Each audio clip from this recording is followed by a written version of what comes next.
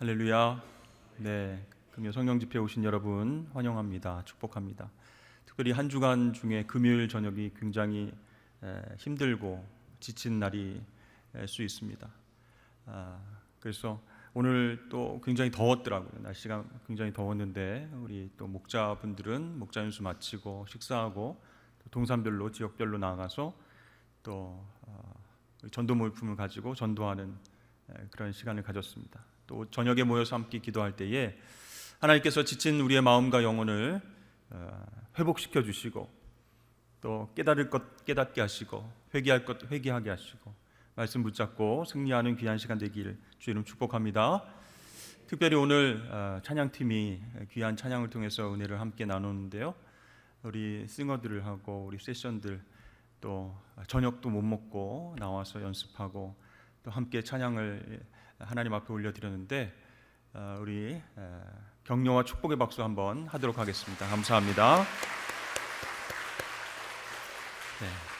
오늘 본문을 하늘에 쌓아두라라고 하는 주제로 함께 말씀을 나누고자 합니다. 우리가 잘 아는 말씀인데요, 우리 본문 말씀에서 예수님께서는 우리 그리스도인들이 물질에 대해서 어떤 태도를 취해야 될지를 말씀하고 계십니다. 19절에서 20절 말씀 보시면 너희를 위하여 보물을 땅에 쌓아두지 말라. 거기는 좀과 동록이 해하며 도둑이 구멍을 뚫고 도둑질하느니라. 오직 너희를 위하여 보물을 하늘에 쌓아두라. 거기는 좀이나 동록이 해하지 못하며 도둑이 구멍을 뚫지도 못하고 도둑질도 못하느니라. 이렇게 말씀합니다. 예수님께서 보물을 땅에 쌓아두지 말고 어디에 쌓아두라고요? 하늘에 쌓아두라. 왜냐하면 땅에 쌓아두면 좀과 동록 때문에 그 재물이 쓸모없게 되지만 하늘에 쌓아두면 그럴 염려할 필요가 없다. 이렇게 말씀하고 있습니다. 여러분, 특별히 예수님께서 이 재물에 관한 이야기를 하신 이유가 무엇일까요? 제자들과 오늘 살아가는 우리들에게 있어서 신앙생활할 때에 우리의 신앙을 약하게 할 수 있는 큰 장애물 중에 하나가 바로 재물이다, 물질이다라는 것이에요. 최근에 제가 통계를 봤는데요, OECD 국가 중에서 그 국가별로 사람들이 제일 중요하다고 생각하는 것이 무엇인가 1, 2, 3이 계속 이렇게 통계를 냈어요. 다른 나라 이제 OECD 국가들은 가족이 제일 중요합니다. 그 다음에 자신의 가치관이 중요합니다. 이렇게 쭉 거의 대부분 비슷하게 나왔어요.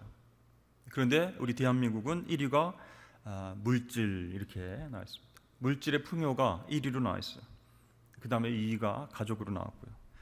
그러니까 여러분, 돈이 있어야 사실 행복할 수 있다라는 그런 생각이 우리 대한민국 국민들의 마음 가운데는 굉장히 큰 것 같습니다. 물질이 있어야 행복할 수 있다. 물질이 있어야 가족도 건강도 꿈도 살 수 있는 것 아니냐, 그런 생각을 하게 된다는 것이죠. 그래서 우리 대한민국 이 땅에서 신앙생활하는 우리도 그런 세상 사람들의, 우리 국민들의 어떤 가치관의 영향을 받고 살아갈 수 있다는 것이죠. 여러분, 그런데 잘 보십시오. 우리 주변에 정말 물질이 많다고 해서, 부하다고 해서 행복하게 살고 있습니까? 그 물질 때문에 넘어져서 굉장히 다치고 흔들려서 정말 이 땅에서 살아가는 삶이 망가진 사람들이 얼마나 많이 있습니까? 디모데전서 6장 10절 말씀 보면 사도 바울이 젊은 목회자인 디모데에게 목회를 이렇게 잘 해라, 감당해라 라고 권면하면서 이런 이야기를 했습니다. 돈을 사랑함이 일만하게 뿌리가 되나니 이것을 탐내는 자들은 미혹을 받아 믿음에서 떠나 많은 근심으로써 자기를 찔렀도다. 우리 그리스도인들 중에서도요, 믿는 사람들 중에서도요, 돈을 사랑하기 때문에 믿음에서 떠나는 사람이 있다. 그만큼 우리가 신앙생활하는 데 있어서 물질관, 그것이 정말 중요하다라고 사도 바울이 후배 목회자 디모데에게 이야기를 하는 것이죠. 목회자뿐만 아니라 성도들, 그리스도인들도 이 재물관, 하나님 주신 이 이것을 어떻게 생각할 것인가, 어떻게 다룰 것인가 중요하다는 것이에요. 누가복음 16장 14절 말씀에 보면 바리새인들은 돈을 좋아하는 자들이라 이렇게 말씀하고 있습니다. 그러니까 여러분, 우리 크리스찬 중에서 리더가 아닌 사람이나 마찬가지로 돈을 사랑함으로 말미암아 믿음을 버리고 하나님께 멀어진 사람들이 있다라는 것이에요. 그래서 예수님께서 정말 중요하다 생각하셔서 이렇게 물질에 대해서 이야기를 하시는 것이죠. 여러분, 건강하지 못한 신앙, 잘못 삐뚤어진 신앙, 그것은 언제나 돈과 하나님을 함께 섬기려고 하는 데서부터 출발을 한다는 것이에요. 언제나 잘못된 신앙, 삐뚤어져 나가는 신앙은요, 물질 숭배 사상과 연결되어져 있다라는 것이에요. 하나님 앞에 기도하면서도 하나님 부자 되게 해주세요, 하나님 돈 주세요, 이렇게 잘못된 신앙으로 나아가게 된다. 여러분, 우리 믿는 사람들도요, 그 안에 참 하나님이 없으면요, 하나님 대신에 세상에서 가장 능력 있는 것을 그 자리에 대신 놓을 수밖에 없다는 것이에요. 그게 바로 물질이라고 생각하면 하나님 대신 하나님 계셔야 될 그 자리에 물질을 왕으로 앉혀놓는 것이죠. 여러분, 통일교라든지 신천지라든지 진리에서 벗어난 이단들, 어떻게 이렇게 교세가 확장되어지고 큰 힘을 가질 수 있었죠? 바로 물질 때문입니다. 물질 만능주의, 잘못된 이단 사상에 물질이 더해지니까 사람들이 열광하는 거예요. 그 물질 만능주의로 말미암아 진리를 훼손하는 이기적인 집단 아니겠습니까? 여러분, 그들은요, 성령의 능력 대신에 돈의 능력을 믿는 사람들이라는 거예요. 그래서 우리 쪽으로 와라, 진리를 가르쳐 줄게, 그러면서 돈으로 유혹하기도 합니다. 학계와 재계와 정계를 정복하면서 세력을 점점 넓혀가고 있다는 것이에요. 그 돈의 힘 앞에 많은 사람들이 무너져 내리고 믿음이 있었던 사람들도 그쪽으로, 이단으로 빠지게 된다는 것이죠. 여러분, 구약성경에 보면, 여호수아서를 보면 전리품을 훔친 아간 때문에 아이성 전쟁에서 패배한 것을 볼 수 있습니다. 하나님께서 남겨두지 말고 다 멸하라 하셨는데 전리품을 몰래 감췄던 아간 때문에 하나님의 전쟁, 하나님께서 함께 하시는 전쟁에서 패하게 됐다는 것이죠.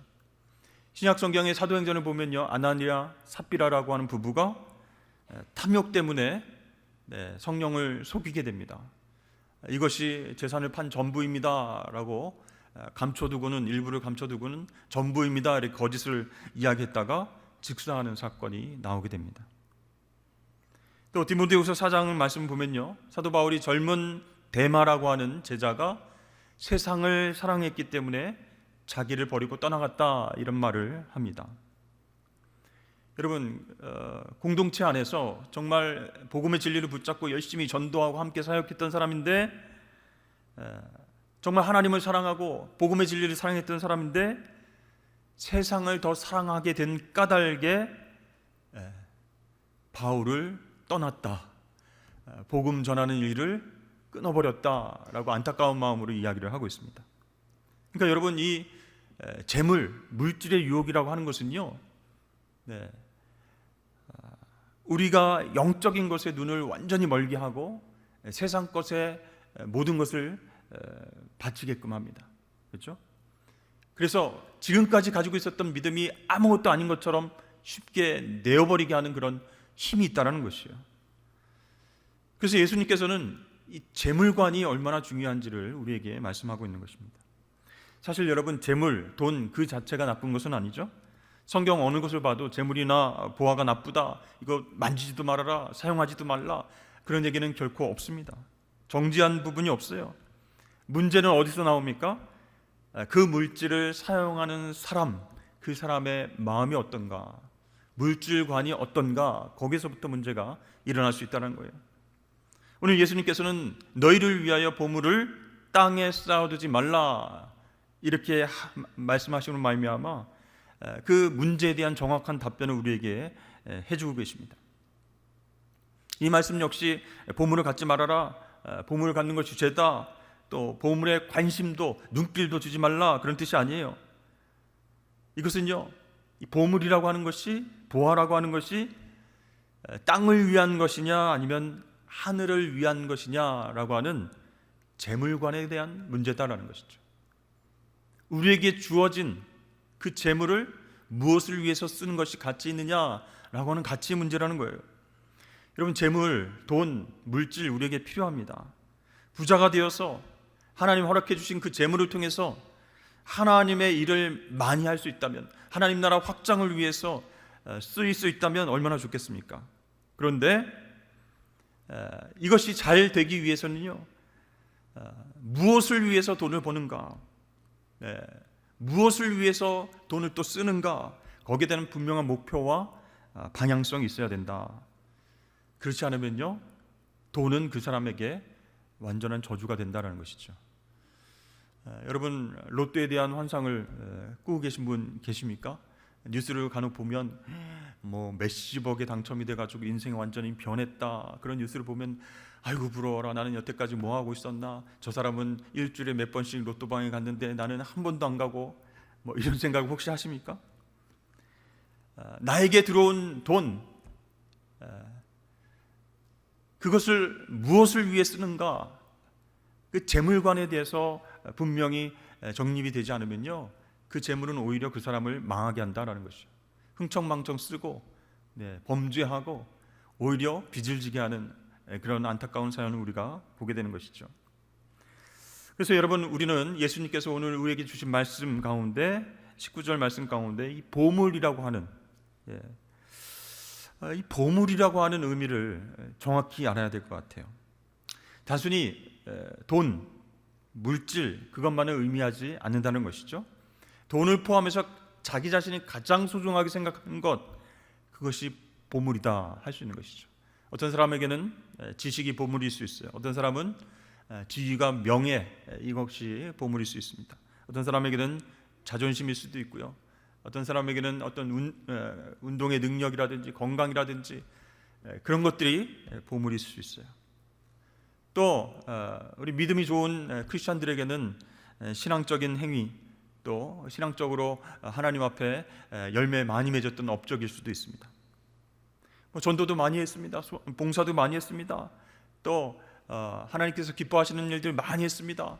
교회 건축을 위해서도 너무나 많은 일들을 했습니다 라고 자부심을 갖는 것도 그 사람에게 보물일 수 있다는 것이죠.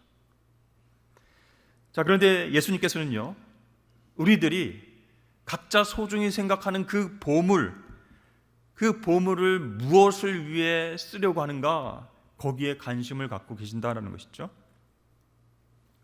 자, 예수님께서 부자 청년을 만난 이야기는 우리가 잘 알고 있습니다. 부자 청년이 자기를 어느 정도 좀 드러내고 싶었어요. 자기 의를 드러내고 인정받고 싶었습니다. 예수님께 다가가서 묻습니다. 선생님이여, 무엇을 하여야 영생을 얻을 수 있겠습니까? 그래서 예수님께서 어찌하여 너는 선한 일을 내게 묻느냐? 선한 분은 하나님 한 분뿐이신다. 네가 생명 안으로 들어가려면 계명을 지켜야 된다. 선생님, 그게 어떤 계명입니까? 살인하지 말라, 간음하지 말라, 도둑질하지 말라, 거짓 증거하지 말라, 내 부모를 공경하라, 이웃을 사랑하라, 이런 계명이다. 그랬더니 이 청년이 기다렸다는 듯이 반짝 웃으면서 이 모든 것을 내가 지켰습니다. 제가 이거 다 지켰습니다. 그러면서 살아왔습니다. 무엇이 부족합니까? 그랬더니 예수님께서 한 가지 부족한 것이 있는데, 내 소유를 다 팔아서 가난한 자들에게 나눠주고 나를 따라오너라. 그러자 정말 의기양양했던 그 부자 청년이 얼굴이 갑자기 어두워졌습니다. 자기가 갖고 있는 소유, 재물 모두 팔아가지고 가난한 사람들에게 나눠주라, 이렇게 명령하시니까 당황했어요. 성경에 보면은 그 청년이 재물이 많음으로 이 말씀 듣고 근심하며 가니라 그랬습니다. 예, 아니요, 대답도 안 하고 근심하면서 예수님 곁을 떠나갔다라고 그랬습니다.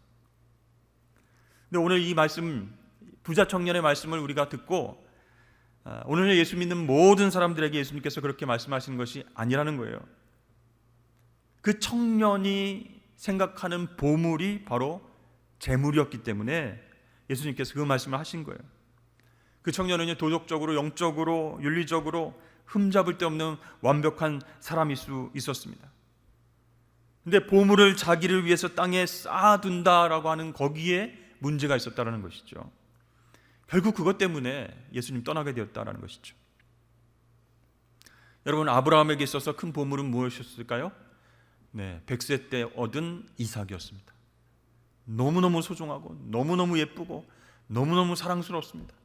아니, 어떻게 그 나이에 이런 아들을 얻을 수 있을까? 하나님께서 약속하셨기 때문에 얻은 아들이죠. 근데 이제는요, 하나님 바라보고 하나님 말씀대로 살기보다는 아들에게 모든 것을 초점 맞춰서 살아가게 됩니다. 그러니까 하나님보다 아들 이삭이 최고로 여겨지게 된 것이었죠. 그래서 하나님께서 시험하십니다. 테스트하십니다. 제물로 바치라, 이렇게 시험을 하신 것 우리가 알고 있습니다. 어떤 사람은요, 건강이 우상인 사람도 있고요, 어떤 사람은 먹는 것이, 어떤 사람은 집이, 또 어떤 사람은 사업이, 그것이 보물인 사람이 있어요. 사람마다 다 다르겠지만 그 청년에게 있어서는 재물이라고 하는 것이 그 사람에게 있어서 가장 소중한 것, 보물, 우상과 같은 것이었어요. 그래서 예수님께서 그 점을 지적하신 거예요. 여러분, 우리도요, 신앙생활하면서 신앙생활의 걸림돌이 되는 우상이 무엇인가가 분명히 있을 것입니다. 그것을 우리가 해결하지 않으면 결국 큰 장애가 되어서 결정적인 순간에 주님을 떠날 수 있다. 결정적인 순간에 헌신과 결단을 하지 못할 수 있다는 것이죠. 자, 소돔과 고모라를 하나님께서 유황불로 심판하실 때에 롯의 아내가 어떻게 했습니까?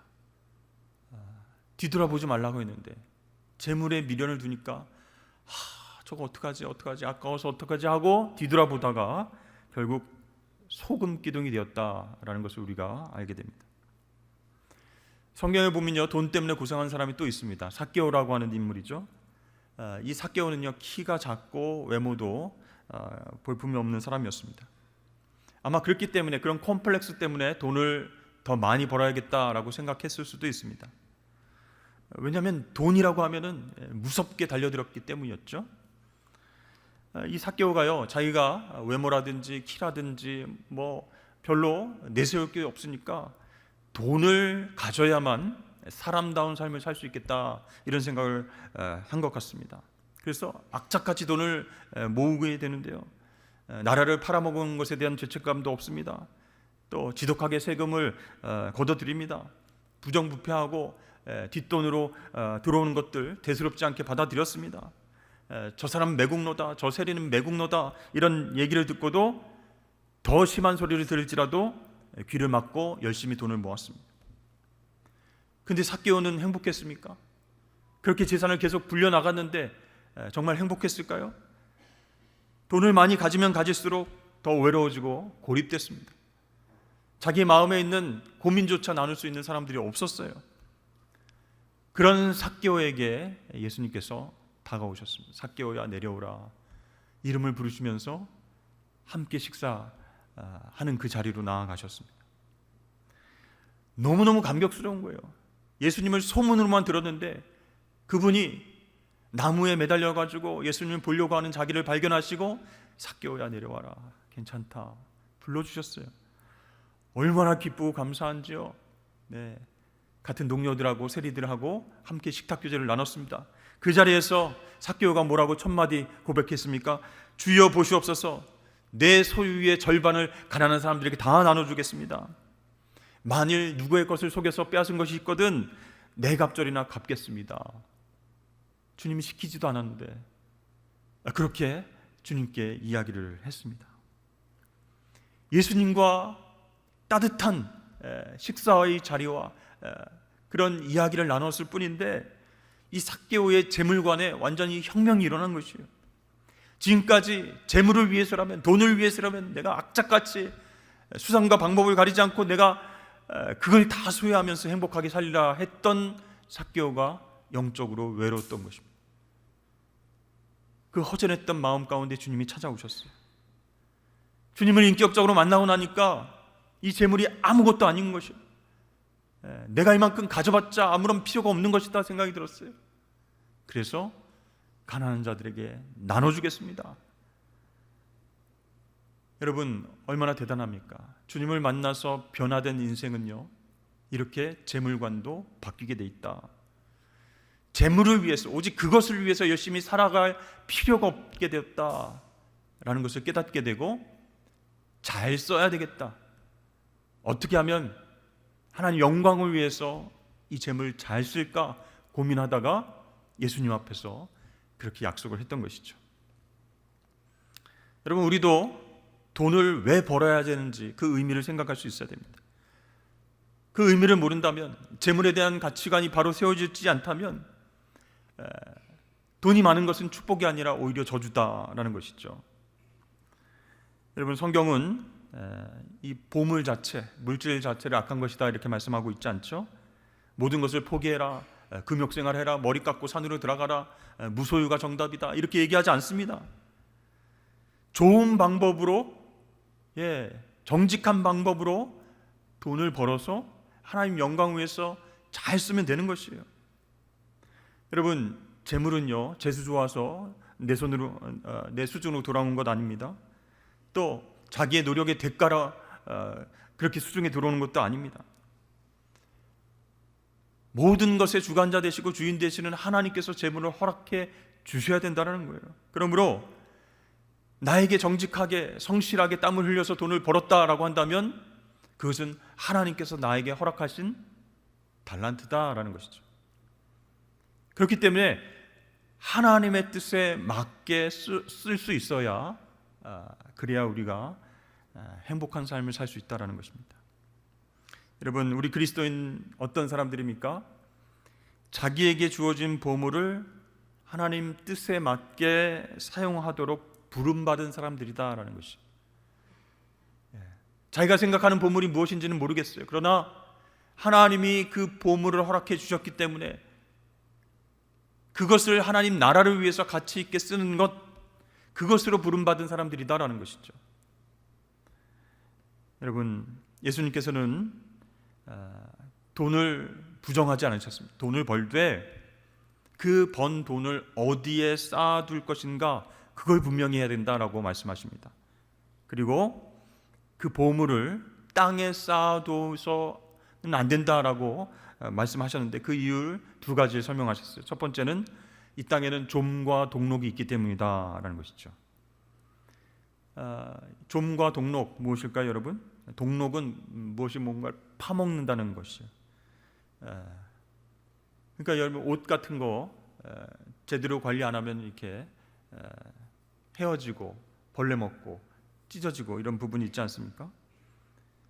그러니까 세상의 재물은 부패한다는 거예요. 한계가 있다는 거예요. 영원하지 않다는 뜻입니다. 그래서 여러분, 아무리 좋은 물건, 많은 재물이면 뭐합니까? 우리가 사용도 못 해봤는데 썩어서 없어져 버리면 얼마나 억울합니까? 그래서 버릴 수밖에 없다고 한다면 그걸 가지고 있다는 것이 무슨 의미가 있겠습니까? 여러분, 옛날에는 소금이 돈이었죠. 군인들에게도 이제 월급을 소금으로 주기도 했습니다. 근데 그때 당시에 정제 소금이 없었기 때문에 소금을 잘 보관하지 못하면요, 짠맛을 잃어버리게 되는 거예요. 그래서 월급으로 받았던 소금을 관리하지 못하면요, 뭐 음식에도 넣을 수도 없고, 음식 상하지 않도록 냉장고 역할을 할 그런 소금의 역할을 감당치 못하고 그러니까 버리게 되는 거예요. 다 땅에다 그냥 버려버리는 겁니다. 여러분, 우리에게 들어온 재물, 보물이 아무 쓸데도 없이 버려버린다라고 한다면 얼마나 아깝겠습니까? 그걸 가지고 있는 것이 무슨 의미가 있겠느냐라는 것이에요. 사실 여러분, 우리가 정말 소중히 여기고 정말 이거는 꼭 사야 돼 해가지고 소중하게 갖고 있는 물건이 있지 않습니까? 근데 몇 번 쓰고 고장이 났어요. AS를 부르고 아무리 고쳐도 안 돼요. 그럼 어떻게 되겠습니까? 쌓아둡니까? 버려야죠. 그렇죠? 또 음식 어떻습니까? 너무 정말 맛있는 음식인데 이거 내일까지 꼭 드셔야 됩니다. 냉장고에 넣어도 안 됩니다. 꼭 상온에서 내일까지 드십시오 했는데 못 먹었어요. 너무 아까워요. 너무 맛있는 음식인데, 근데 먹으려고 하니까, 아까워서 먹으려고 하니까 냄새가 나고 먹으면 탈이 나게 생겼어요. 어떻게 해요? 버려야 됩니다. 여러분, 우리가 가지고 있었던, 소중하게 생각했던 모든 것들이 쓸모없는 폐품으로, 쓰레기로 던져져 버릴 때가 있다라는 것이에요. 언제요? 보물을 땅에 쌓아두면 그렇게 된다라는 것이에요. 여러분, 보물뿐만 아니에요. 우리 인생도 마찬가지입니다. 여러분들의 마음 속에는 막 정말 썩어져 들어가고 부패하고 죄악과 냄새나는 것들로 가득 찬데, 겉은 그냥 멀쩡하게 장식을 하고 좋은 냄새 향수를 뿌리고 할렐루야 하면서 형제님 자매님 별일 없으셨습니까? 여러분, 이렇게 겉모습만 꾸미고 다니는 사람이 있다면, 속은 썩어서 냄새나는데 그 영혼이 완전 피폐해졌는데, 여러분, 허수아비 같은 인생을 사는 사람들도 많이 있다는 것이에요. 먹고 놀고 버는 족족 쓰고 헛된 것에 시간 다 낭비해버리고 빈 껍데기만 남아서 죽을 때가 됐어요. 야, 인생 참 허무하구만. 이렇게 고백하는 사람들이 얼마나 많이 있습니까? 보물을 땅에 쌓아두면 안 되는 이유 두 번째입니다. 두 번째는요, 도적이 구멍을 뚫고 들어와서 땅에 쌓아둔 보물을 훔쳐가기 때문이다, 이렇게 말씀하고 있어요. 여러분, 이 소유라고 하는 것은 사람을 행복하게 만들기보다는 불행하게 하는 경우가 많이 있습니다. 목표가 분명하지 않을 때 물질과 보화는 그 자체가 우상이 된다는 것이죠. 쓰지도 않고 그냥 바라보면서 쌓아두면서 아이고 좋아라, 아이고 좋아라. 근데 이렇게 하면 어떻게 된다고요? 도둑이 들어와서 훔쳐간다. 여러분, 돈이 있으면, 돈이 많으면 어떻습니까? 저는 돈이 많이 없어 봐가지고 잘 모르겠는데요, 돈 많으신 분은 어떻습니까? 불안하지 않으세요? 네. 스위스 안전 계좌에다가 넣어둘까? 어디에다가 투자를 할까? 불안하지 않으세요? 여러분, 혹시 도둑 맞아 보신 적 있으십니까? 요즘은 다 이제 아파트에 사시기 때문에 아파트 20 몇 층에 사는데 뭐 도둑이 이렇게 20 몇 층까지 올라오지는 않지 않습니까? 옛날에는 이제 일반 주택에 많이 살았어요. 그래서요, 진짜 새벽에 명절 때 도둑이 들어와가지고 창문을 깨고 집에 들어와가지고 막, 저희도 이제 일반 주택에 살았을 때 있습니다. 2층 집이 또 마당이 있으니까 부잣집인 줄 알고 도둑이 들어왔어요. 그래가지고요, 장롱이란 장롱을 다 파헤치고 밑에 서랍을 다 열고는데 아무것도 없으니까 막 화가 났는지 막 다 깨트리고 갔어요. 여러분, 도둑 맞으면요, 제가 어렸을 때인데요, 어머니하고 아버지 깜짝 놀라가지고 막 가슴이 철렁. 그래도 조금 이렇게 모아둔 돈을 어디다 숨겨 놓으셨는데 그건 발견을 못한 거예요. 그러니까 아휴 다행이다, 이렇게 얘기를 하셨던 게 기억이 나는데, 만약에 여러분 도둑이 들어와가지고 다 훔쳐갔다, 정말 금팔찌, 뭐 금부치, 뭐 여러 가지 뭐 값 나가는 거 다 가져왔다 생각해 보세요. 그러면 어떤 생각이 들까요? 첫 번째는, 야, 내가 이걸 어떻게 모은 건데, 너무 소중한 건데 억울하겠죠. 두 번째는 후회하는 마음이 생길 겁니다. 차라리 도둑놈이 가져가기 전에 좋은 곳에 쓸 걸, 고아원에 쓰고 양로원을 갖다 주고 성교원금하고 교회 건축할 걸, 이런 후회가 들기도 합니다. 그러다가 세 번째는, 야, 도둑 맞는 순간에 우리가 없어서 너무 다행이다. 만약에 도둑이야 하다가 그 사람하고 마주쳐가지고 칼을 들고 해하려고 했다면 우리가 또 어떻게 참 그것 참 감사하네, 이렇게 생각을 할 수도 있다는 것이죠.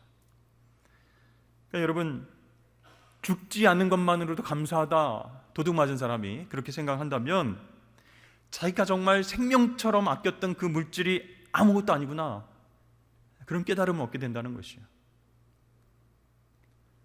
여러분, 만약입니다. 여러분이 내일 천국으로 가시게 된다면 여러분이 열심히 땀 흘려가지고 모았던 그 재물, 통장 안에 돈들, 누구의 것이 되겠습니까? 산성교회의 것이 되겠습니까? 결코 여러분의 뜻대로 쓰이지 않을 것이에요. 유서를 남겨놓지 않았기 때문에 갑자기 하나님 앞에 부르심을 받는다면 그 남겨둔 재산, 그것 때문에 어떻게 될까요? 일가 친척들 모여가지고 유산은 우리가 갖겠다고 서로 다투고 법정 싸움하고, 또 자녀들은 또 어머니 아버지가 특별히 나를 사랑했다고 손대지 말라고 하면서 서로 멱살 잡고 싸우고, 유산 때문에 가정이 깨질 수도 있습니다.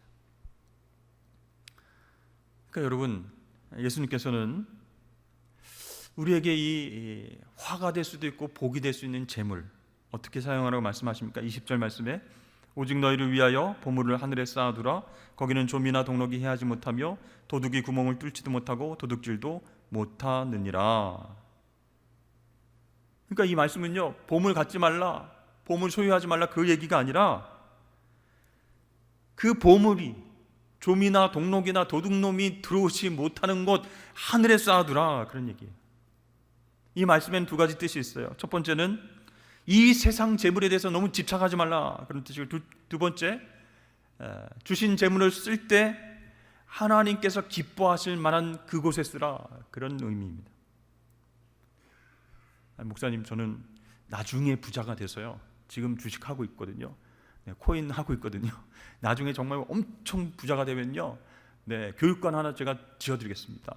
나중에 돈을 많이 벌면요, 제가 헌금하겠습니다. 하나님을 위해서 쓰겠습니다. 이런 생각은 하지 않는 것이 좋습니다. 돈을 많이 벌게 되잖아요. 그럼 돈을 못 쓰는 거예요. 지금 돈이 없을 때부터 재물관이 바로 세워져서 하나님 나라를 위해서 쓰겠습니다 라고 하는 사람이 나중에 돈을 벌 때도 쓰게 된다는 것이죠. 그래서 주님께서는 지금 우리의 재물관이 어떤지를 점검해 보라 말씀하고 있는 거예요. 그 재물이 우상이 되어서 하나님을 떠날지, 재물은 비록 없지만 나에게 주신 것 감사해서 하나님 나라를 위해서 그 보화를 하늘에 쌓아둘지 결정하라 말씀하시는 거예요. 고린도전서 3장 12절에서 15절에 이런 말씀이 있습니다. 만일 누구든지 금이나 은이나 보석이나 나무나 풀이나 지푸로 이 터 위에 세우면 각 사람의 공적이 나타날 터인데 그날이 공적을 밝히리니 이는 불로 나타내고 그 불이 각 사람의 공적이 어떠한 것을 시험할 것입니다. 만일 누구든지 그 위에 세운 공적이 그대로 있으면 상을 받고 누구든지 그 공적이 불타면 해를 받으리니 그러나 자신은 구원을 받되 불 가운데서 받은 것 같으리라. 여러분, 이 말씀은요, 뭘 생각나게 합니까? 네로 황제에 의해서 로마 도시가 완전히 불타서 없어지는 것, 소돔과 고모라라고 하는 정말 그 환락의 도시가 유황불에 다 타버려서 없어지는 것, 그것을 생각나게 하는 말씀이에요.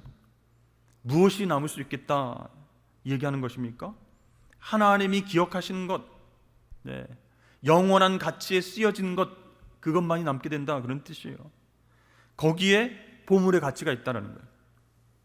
그래서 여러분, 우리는요, 세상의 보화에, 보물에 집착할 필요가 없습니다. 곧 썩게 되는 거예요. 내가 써보지도 못하고 만져보지도 못하고 즐겨보지도 못하고 그렇게 없어질 수 있어요. 또 도적에 의해서, 사기꾼에 의해서, 어떤 사건 사고로 인해서 없어질 수도 있어요. 여러분, 그래서 우리는 돈을 의지하는 대신 하나님을 의지하고 하나님께서 주신 재물을 어떻게 하늘에 쌓아둘 것인가, 거기에 대해서 고민을 해야 된다라는 것이. 여러분, 혹시 여러분이 가장 소중하게 여기는 보물 어디에다 쌓아두고 계십니까? 땅에 쌓아두고 계십니까? 아니면 하늘에 쌓아두고 계십니까? 여러분, 하나님께서 허락하신 보화를 갖고 하늘에 투자하는 방법은 무엇일까요? 성경 말씀은 특별히 고아와 과부를 불쌍히 여기라 이렇게 얘기했습니다. 사회적 약자를 배려하고 그들을 위해서 사랑을 베풀라라고 말씀하고 있어요. 그러니까 우리 주변에 독거노인들 많이 있잖아요. 정말 가난하신 분들이 있어요. 우리 교회 근처에도요, 폐지를 그냥 모아가지고 그거 얼마 안 되는 돈을 바꿔가지고 끼니를 연명하시는 분들도 많이 있어요. 억눌린 자들, 힘이 없는 자들, 자기 힘으로는 도저히 돈을 벌 수 없고 경제적으로 살아갈 수 없는 사람들, 그런 사람들이 많이 있어요. 우리가 도와야 할 소외된 계층들이 많이 있다는 것이요. 나에게 허락하신 그 보화를 갖고 하늘에 투자하는 방법이 그 소외된 사람들을 바라보고 도움을 주는 일이다라는 것이요. 여러분 하나님께서 허락하신 재물의 일부를 선교사님들을 위해서 쓰실 생각은 없습니까? 그 땅은요, 막 의료시설이 제대로 돼 있지 않아요. 풍토병에 걸려요. 그래서 막 고생하다가 한국으로 다시 넘어와야 치료를 받을 수 있는 그런 열악한 환경에서 복음을 들고 지금도 열심히 사명 감당하시는 선교사님들 계세요. 무지와 절망과 그쪽 땅의 정치와 군사적인 문제로 인해서 정말 가슴 펴고 살아가지 못하는 선교사님들도 많이 있다는 거예요. 그런 열악한 환경 속에서 선교사님 자녀들은요, 얼마나 힘들고 어려운 삶을 살겠습니까? 그렇게 고생하고 하나님 나라를 위해서 애쓰는 선교사님들을 위해서 우리의 보물을 쌓아두면 얼마나 좋겠습니까? 하나님께서 기억하시는 영원한 투자라는 거예요. 또 여러분, 장학금으로 우리의 재물을, 우리의 보화를 하늘에 쌓아둘 수 있습니다. 돈이 없어서 공부를 하지 못하는 학생들, 가정 형편이 어려워서 공부를 포기하고 미래를 접는 학생들, 그들을 위해서 우리의 보화를, 우리의 재물을 하늘에 쌓아둘 수 있습니다. 또 전도를 위해서, 영혼 구원을 위해서 전도대가 열심히 활동하고 있는데 그들 지원하고 함께 물질과 사랑과 정성으로 전도를 그런데 여러분 한번 투자를 해보십시오. 어려운 개척교회를 돕는 데에도 보화를 쌓아 두십시오. 하나님께서 기뻐하실 줄로 믿습니다. 마지막으로 예수님께서는 내 보물이 있는 그곳에 내 마음이 있다라고 말씀하고 있어요. 이 말씀은 정말 진리예요. 우리 마음이 보물이 있는 곳에 초점이 맞춰지게 돼 있다는 거예요. 그래서 여러분, 내 자신의 미래, 또 은퇴 이후의 삶, 거기에 막 신경 쓰고 고민하고 그러기보다는 하나님 나라를 위해서 투자를 하는 것입니다. 거기에 우리의 마음이 초점이 맞춰지면요, 하늘의 것을 생각하게 되고 이 땅에서 살아가는데 부족한 것을 하나님께서 채워주시게 된다는 것이죠. 이게 바로 보물을 하늘에 쌓는 하나님 백성들의 축복이 될 줄로 믿습니다. 여러분, 이 땅에 살아가고 있지만 하늘의 삶을 사느냐 아니면 세속적인 삶을 사느냐, 우리의 선택에 달려 있습니다. 우리의 보물이 어디에 있느냐, 그것을 생각하시면서 예수님께서 오늘 우리에게 주신 말씀 기억하면서 보물을 하늘에 쌓아두고 하나님께서 우리의 삶을 책임져 주시는 기적을 경험하시길 주의 이름으로 축복합니다.